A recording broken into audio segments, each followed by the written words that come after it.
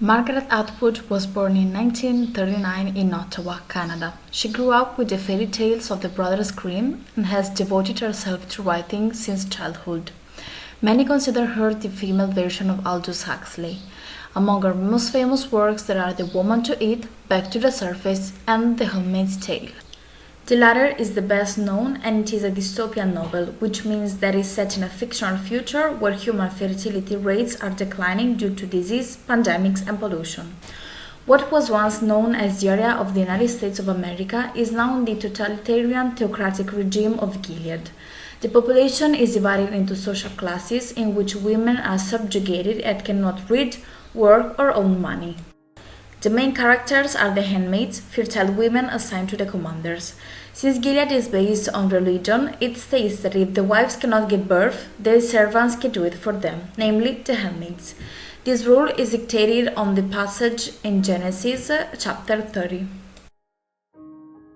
The handmaids join the commanders once a month in what is known as the ceremony, a ritual copulation overseen by the wives, who are responsible for making sure that the ceremony remains as such and doesn't include intimate or emotional sex.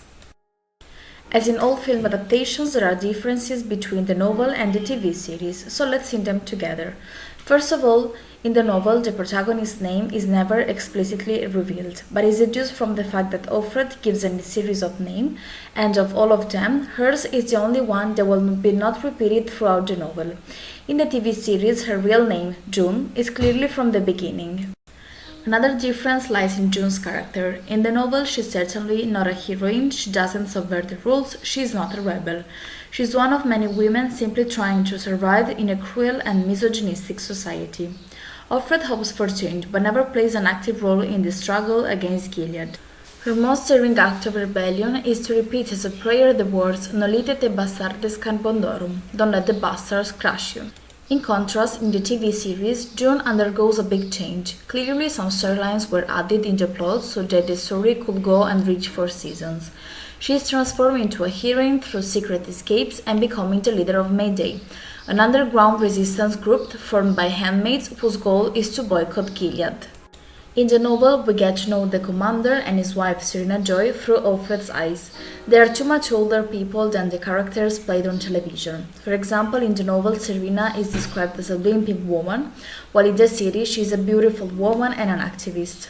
Also, in the series, Serena establishes a complicit relationship with Offred, which never happens in the novel.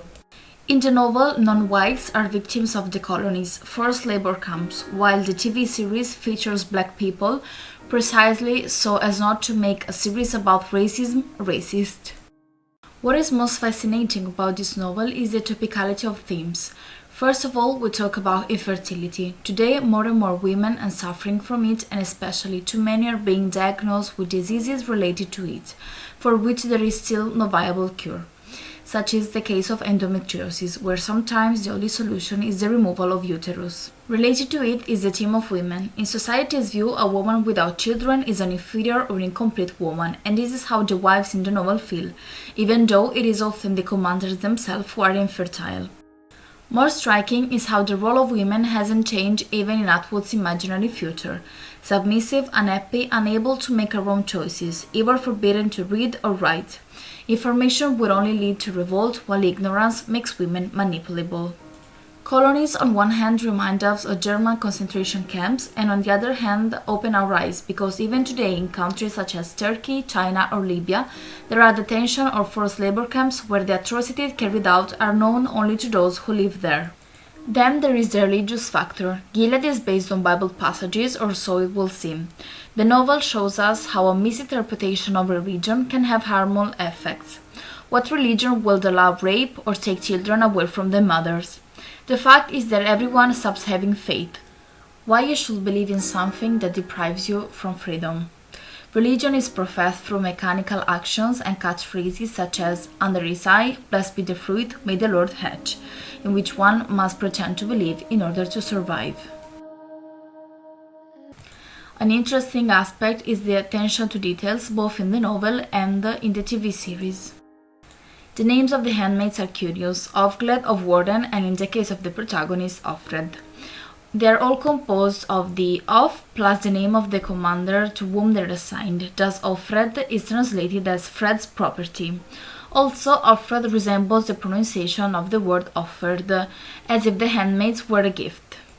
The colors were also carefully chosen. Each social class corresponds to one, and here the reference is religious.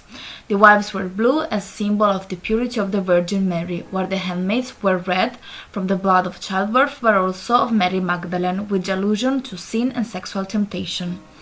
Among the distinctive elements of the handmaids, we also find the white bonnet, a garment that not only covers their faces but also obstructs their vision. Once again, we are faced to a detail that wasn't left to chance. In fact, the costume designer explained how she designed the bonnets in such a way as to increase the sense of mental, physical, and emotional oppression of the handmaids, who are afflicted not only by the context in which they live, but also by what they wear. The Handmaid's Tale is a gripping novel written in the first person and consisting of a succession of flashbacks and fragmented memories in which the protagonist seems to want to vent to the reader and in which the reader becomes somewhat complicit. While reading, one comes to think absurd that such a work could exist, but once you close the book, you realize that reality in which we live is not so far from the one described by Margaret Atwood. Religious extremism, gender inequality, social status. Perhaps her was meant to be a warning.